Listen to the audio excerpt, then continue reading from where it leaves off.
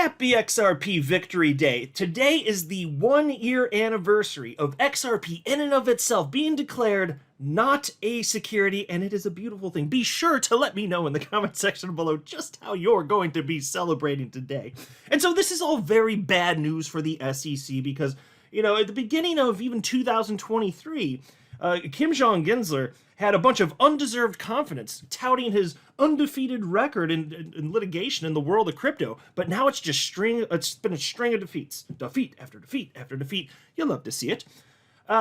So this is bad news for the SEC. And I want to share with you a recent development. I haven't had a chance to talk about this. The news technically broke the other day, but this is the headline from Cointelegraph. SEC will not pursue enforcement action against Paxos. Now, the reason I want to highlight this today in this latest Moon Lambo hot jam on XRP Victory Day, no less, is because the reason that freaking headline exists on your screen right now is because of the decree from Judge Torres, citing that XRP in and of itself is not a security. The fact that that happens, fine. We were, you know, as an XRP community, as the XRP community, we were the first big one to go through the blender, right? We went through the meat grinder. We're on the other side, but we turned out okay.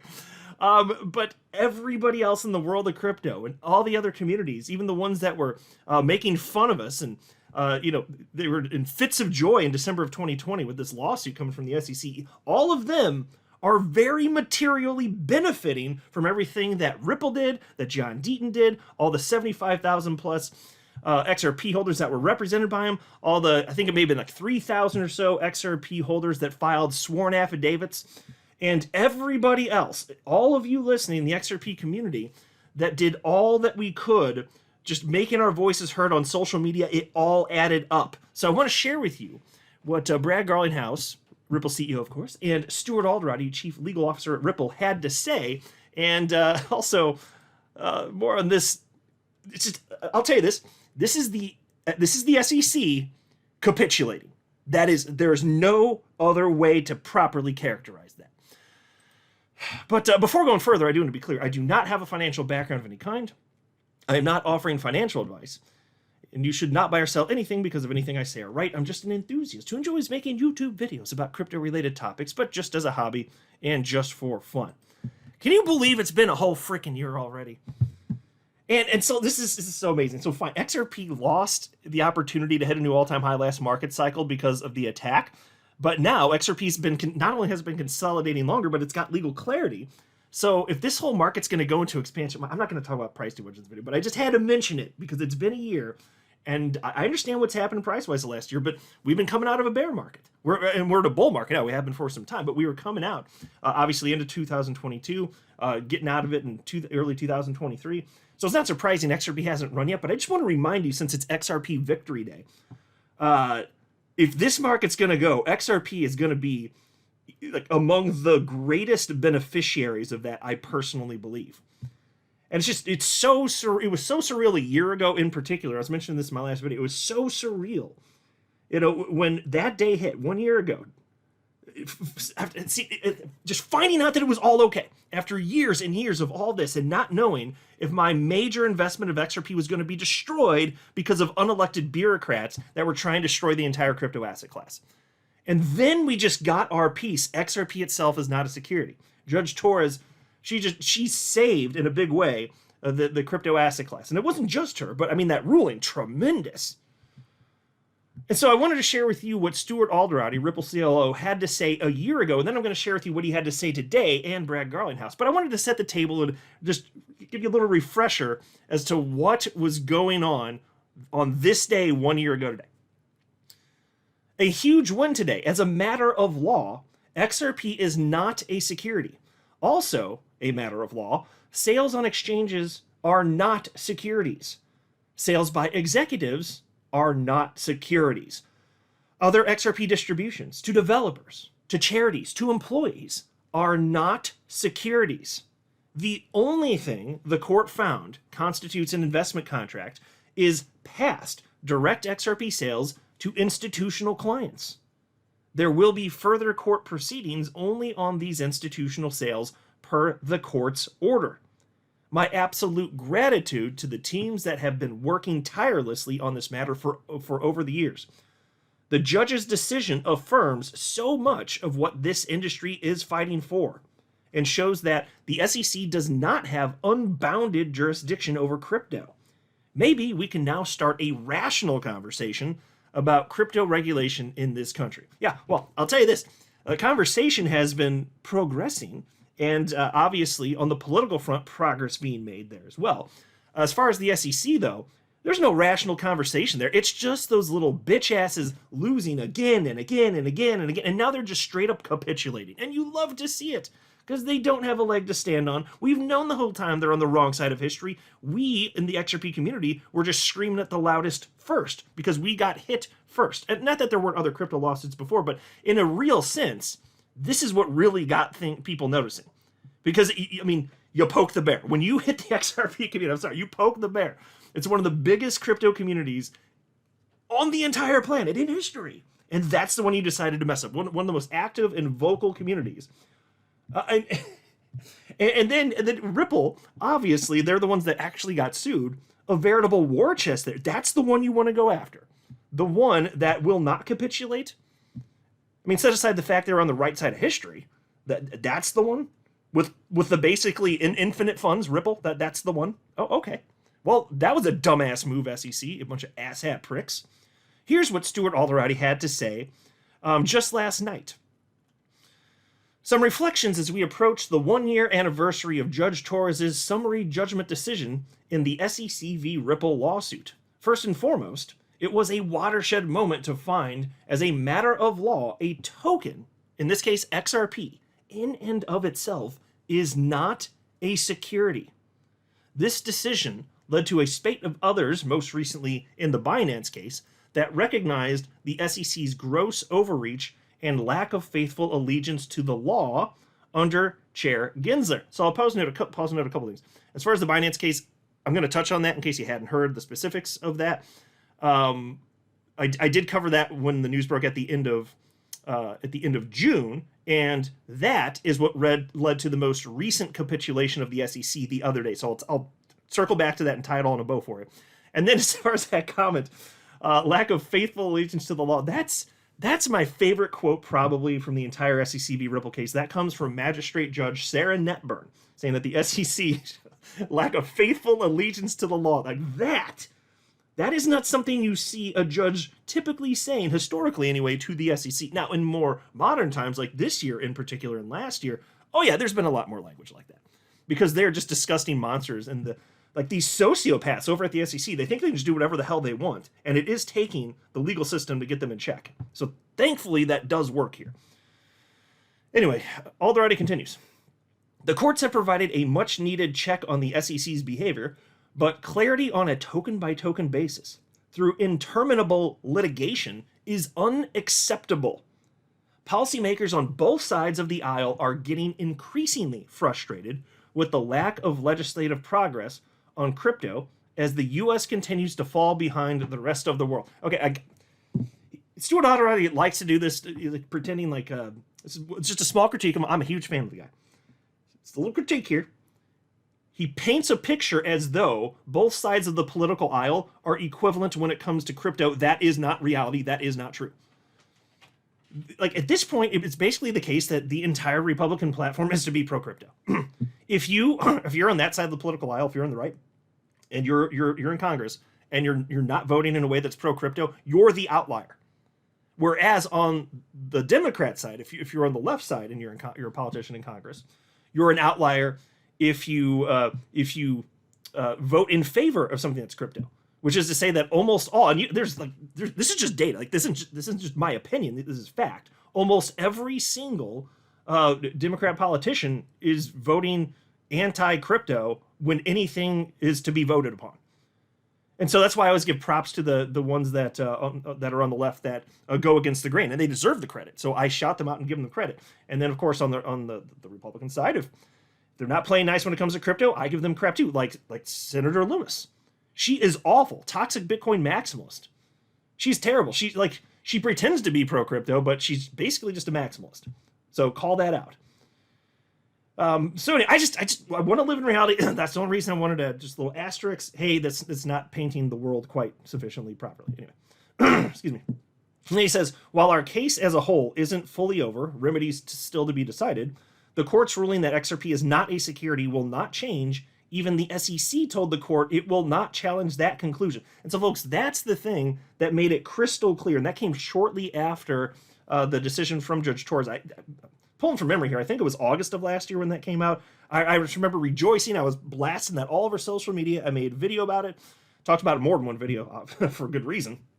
And still, there were people afterwards saying, nope, the judge didn't declare it was a security. The SEC is going to come after it. They can be appealed. I'm like, no. Even the SEC, and that I love, and I'll still do this when necessary on social media. I'll be like, no, here's the SEC saying that they are not going to go against Judge Torres' decision that XRP itself is not a security.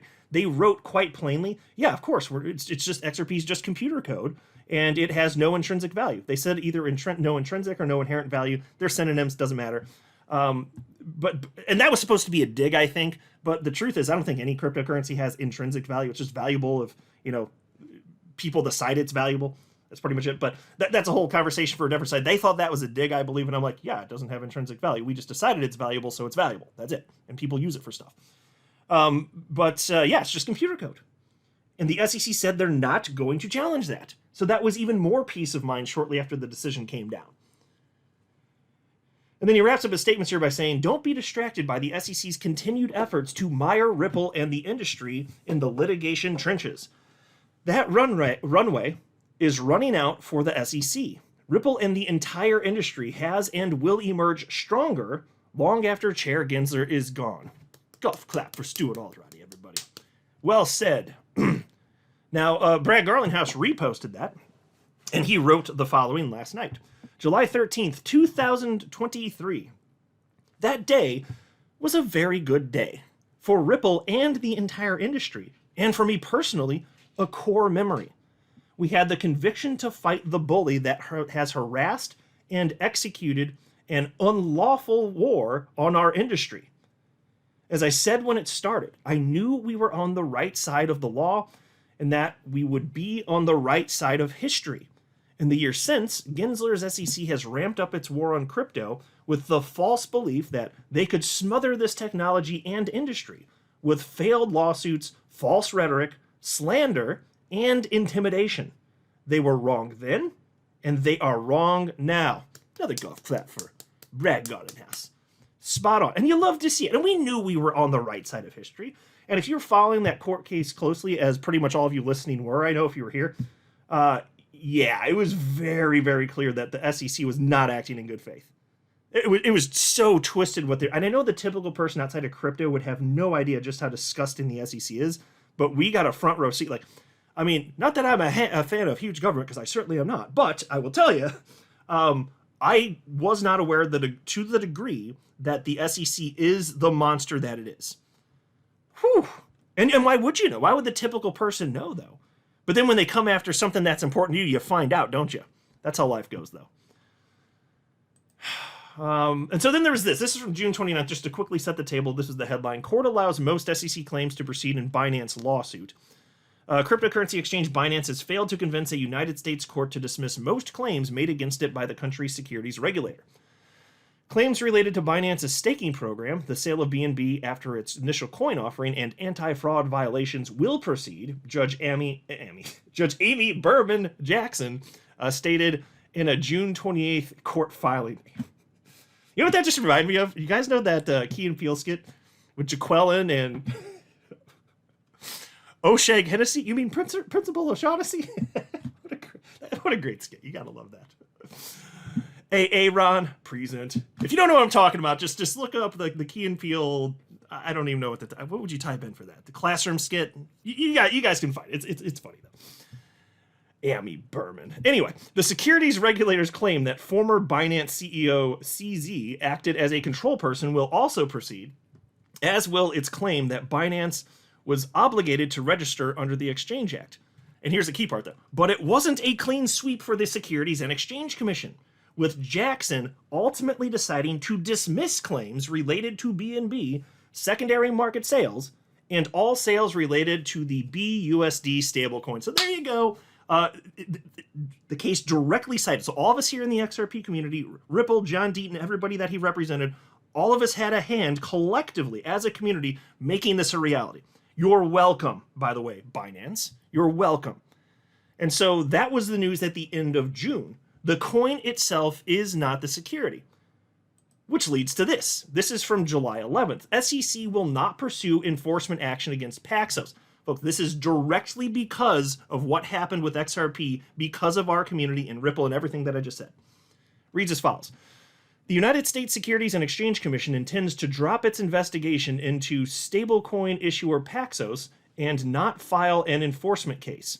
According to a July 9th letter by Jorge Tenrero, acting chief of the Crypto Assets and Cyber Unit, the SEC will not recommend an enforcement action against Paxos over the Binance USD token, that's BUSD. In February 2023, Paxos received an SEC Wells notice claiming that BUSD was an unregistered security and that the platform violated federal securities laws. Quote, Paxos Trust Company has always maintained that its USD-backed stablecoins are not securities under federal securities laws and that the Wells notice was unwarranted and unjustified, end quote. And that was from Paxos in a July 11th statement. And they said, quote, we are proud of our relentless advocacy for stable value digital assets and that the SEC staff determined it will not bring enforcement action against Paxos in connection with BUSD. So why did that happen? Well, that's the reason I set the table with this June 29th story about Binance. That's why, because the token itself is not a security. So if they're going to keep going after Paxos, they're going to have a bad time and they're going to lose because of what happened in the SEC v. Ripple case. You're welcome, the rest of the world of crypto.